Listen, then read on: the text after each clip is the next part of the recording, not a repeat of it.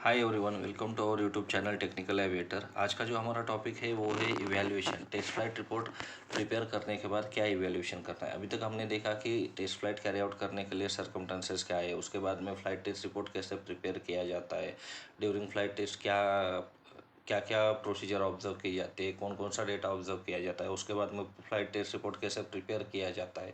अब उसके बाद में जो टेस्ट फ्लाइट रिपोर्ट है उसको इवैल्यूएट कैसे करना है। इससे पहले हमने मॉनिटरिंग देखा, जो क्यामो का एक्सेल करता है, as well as operation section में भी एक्सेल होता है। उसके अंडर में क्या किया जाता है, उस डेटा को मॉनिटर किया जाता है। अब उसका इवैल्यूएशन कैसे कैरी आउट करना है, तो इन्होंने एक एग्जांपल दिया हुआ है रेट ऑफ क्लाइंब की फिगर का। ठीक है, तो अब एक है, जब भी हम टेस्ट फ्लाइट रिपोर्ट को इवैल्यूएट करते हैं तो दो चीज़ें इंपॉर्टेंट है।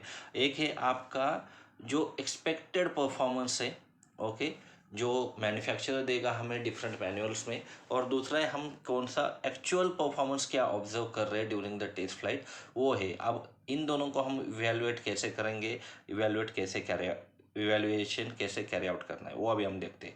तो इन्होंने एक एग्जांपल दिया है रेट ऑफ क्लाइंब का। ठीक है, तो obviously observe actual climb performance मतलब क्या है, या कोई भी चीज़ का ऑब्जर्व एक्चुअल परफॉर्मेंस मतलब क्या है ड्यूरिंग टेस्ट फ्लाइट। जब आप एयरक्राफ्ट की टेस्ट फ्लाइट कैरी आउट कर रहे हो तो उस फेज में, चाहे आप क्लाइंबिंग हो चाहे स्टॉलिंग हो, तो वो डेटा आप जो इंस्ट्रूमेंट में हमें रिकॉर्ड रीडिंग दिख रही है, इंस्ट्रूमेंट में जो रीडिंग हम ऑब्जर्व कर रहे हैं, वो है हमारा observe actual performance. Okay, and expected that is given or specified by the manufacturer in different manuals. तो अब यहाँ पे उन्होंने दिया है रेट ऑफ क्लाइंब का। तो रेट ऑफ क्लाइंब पे बोल रहे हो कि ड्यूरिंग टेस्ट फ्लाइट के ड्यूरिंग टेस्ट फ्लाइट जब क्लाइंबिंग फेज होगा तो उस टाइम पे जो आपका रेट ऑफ क्लाइंब इंडिकेटर में, जो एयरक्राफ्ट के इंस्ट्रूमेंट में जो रीडिंग होगी रेट ऑफ क्लाइंब इंडिकेटर की, वो है आपका actually observe actual climb performance. मतलब टेस्ट फ्लाइट कैरी आउट करते समय क्लाइंबिंग फेज पे एयरक्राफ्ट इंस्ट्रूमेंट में जो रीडिंग दिखा रही है रेट ऑफ क्लाइंब क्या है, वो आपका आएगा ऑब्जर्व एक्चुअल क्लाइंब परफॉर्मेंस, क्योंकि वो आप एक्चुअली इंस्ट्रूमेंट में ऑब्जर्व कर रहे हो during the test flight. Okay, अब उसमें आपका मीन अल्टीट्यूड कंसिडर की जाएगी, mean temperature, mean weight, average weight जो होता है वो सब कंसिडर किया जाएगा। तो जो आप टेस्ट फ्लाइट के टाइम पे जो आप एयरक्राफ्ट इंस्ट्रूमेंट में ऑब्जर्व करोगे, that is ईवर observe actual climb performance. और इसके बाद जो आता है वो है आपका एक्सपेक्टेड क्लाइंब परफॉर्मेंस। अब एक्सपेक्टेड क्लाइंब परफॉर्मेंस मतलब आपका जो मैन्युफैक्चरर ने रिलेवेंट मैनुअल जो भी रहेगा, different types of, for example flight manual है, ऑपरेशन मैनुअल है, पायलट नोट्स है, तो इनमें जो मैन्युफैक्चरर ने देगा कि ड्यूरिंग टेस्ट फ्लाइट ये इतना क्लाइंबिंग कर सकता है।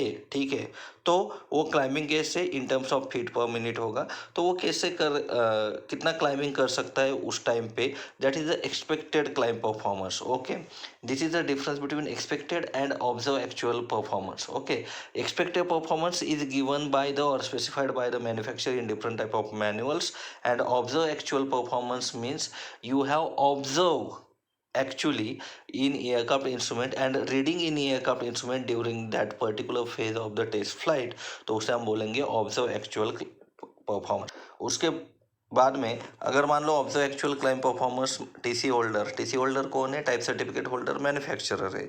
तो मैन्युफैक्चरर ने या टीसी होल्डर ने वो ऑब्जर्व एक्चुअल क्लाइंब परफॉर्मेंस दिया नहीं है, स्पेसिफाई नहीं किया है, प्रिस्क्राइब नहीं किया है।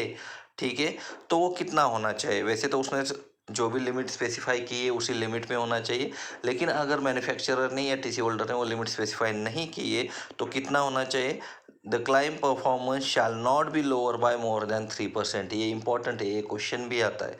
ठीक है, तो ये कितना नहीं होना चाहिए, मतलब 3% से ज़्यादा कम नहीं होना चाहिए इन टर्म्स ऑफ फीट पर मिनट, ये भी इंपॉर्टेंट है। ठीक है, of the expected climb performance. ठीक है, अब मान लो आपने टेस्ट फ्लाइट रिपोर्ट बना दिया और टेस्ट फ्लाइट रिपोर्ट में आपने वहाँ पे एंट्रीज कर दी।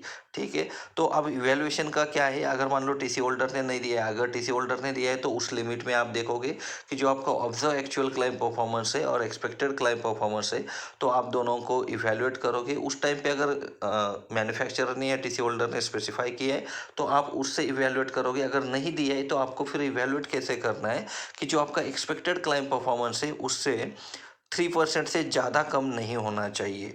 ठीक है, और तब अगर वो ज़्यादा कम नहीं है 3% से, देन योर टेस्ट फ्लाइट और रिपोर्ट विल बी एक्सेप्टेड। ठीक है। तो ये दिया हुआ है उन्होंने एक example, observe climb performance, actual climb performance and एक होता है आपका एक्सपेक्टेड क्लाइंब परफॉर्मेंस। तो ये दिया हुआ है यहाँ पे, ठीक है। इसके बाद फॉर एग्जाम्पल अभी जैसे वो है कि एक्सपेक्टेड आरओसी आपको निकालना है, ठीक है। तो उन्होंने बोला एट द मेन वेट, जो मेन वेट एयरक्राफ्ट का जो रहेगा वो ऑब्वियसली आपका जो ऑथोराइज ऑल ऑफ वेट है उससे थोड़ा सा डिफर करेगा, ठीक है। और ऑल ऑफ वेट जो आपका फ्लाइट मैनुअल, ऑपरेशन मैनुअल या पायलट नोट्स में दिया है तो उससे थोड़ा सा डिफरेंट रहेगा, चेंज रहेगा। तो अब इन्होंने बोला है कि एक्सपेक्टेड आरओ से अगर आपको निकालना है तो उसका फॉर्मूला क्या है, rate of climb into maximum all of weight divided by mean weight at test condition, ठीक है। तो एक्सपेक्टेड आरओ से निकालना है आपको तो रेट ऑफ क्लाइंब निकालना, रेट ऑफ क्लाइंब उसको मल्टीप्लाई करो मैक्सिमम ऑल ऑफ वेट से, और उसके बाद में जो आपका मीन वेट है, एवरेज वेट है एट द टेस्ट कंडीशन, ठीक है, ड्यूरिंग टेस्ट फ्लाइट, ओके। तो उससे आप डिवाइड करोगे तो आपको क्या मिलेगा, एक्सपेक्टेड रेट ऑफ क्लाइंब मिलेगा। अब उसके बाद में एयरक्राफ्ट को आपको सर्टिफाई करना है आफ्टर फ्लाइट टेस्ट। तो आप कैसे सर्टिफाई करोगे, क्या प्रोसीजर फॉलो करोगे, ठीक है। तो अगर मान लो अभी आपका जो भी आपने एक जैसे हमने एग्जांपल लिया था क्लाइंब परफॉर्मेंस का, actual, observe actual and expected का, तो उसमें आपका shall not be lower by more than 3%, ठीक है, तब एक्सेप्टेड है। तो अब क्या बोल रही है, जो एक तो लिमिट में होना चाहिए, नहीं तो अगर टीसी होल्डर ने नहीं दिया तो उतना होना चाहिए। तो अब क्या बोल रहा है कि मान लो आपका test, flight test satisfactory carry out हो गई, अच्छे से परफॉर्म हो गई, उसके बाद में आपके जो भी अगर डिफेक्ट आया, जो भी पीडीआर कॉलम में डिफेक्ट लिखे हुए थे उसको आपने रेक्टिफाई भी किया, सर्टिफाई भी किया, तो जो उस पर्टिकुलर एयरक्राफ्ट का सर्टिफाइंग स्टाफ है, जो उस सीआरएस इशू करने के लिए रिस्पॉन्सिबल है, वो क्या करेगा, उसकी इंट्रीज करेगा। उसको सर्टिफाई करने के बाद कहाँ एंट्री करेगा, इधर पायलट्स डिफेक्ट्स रिपोर्ट में, इधर मेंटेनेंस डॉक्यूमेंट्स में, या एयरक्राफ्ट लॉगबुक में। Pilot defect report generally tech log में कॉलम होता है, उसके आगे वो क्या करेगा, सर्टिफाई करेगा, ठीक है। अब जो भी सर्टिफाइंग स्टाफ रिस्पॉन्सिबल रहेगा सीआरएस इशू करने के लिए एज पर सीआरएम और CR-145, वो क्या करेगा, उसमें एंट्री करेगा, ठीक है। किस में एंट्री करेगा, वो करेगा पायलट डिफेक्ट रिपोर्ट में, मेंटेनेंस डॉक्यूमेंट में एंड एयरक्राफ्ट लॉगबुक में। अब उसके बाद में फिर क्या है, एक बार उसमें एंट्री की, उसके बाद में एयरक्राफ्ट का जो यूजुअल CRS होता है, टेस्ट फ्लाइट के लिए नहीं, टेस्ट फ्लाइट के लिए तो पहले ही इशू हुआ, टेस्ट फ्लाइट के बाद में जो यूजुअल CRS है जो फ्लाइंग के लिए चाहिए, वो CRS क्या होगा, इशू होगा, ठीक है। इसके बाद का टॉपिक हम नेक्स्ट वीडियो में देखेंगे। अगर वीडियो अच्छा लगा है तो शेयर कीजिए। Thank you for watching.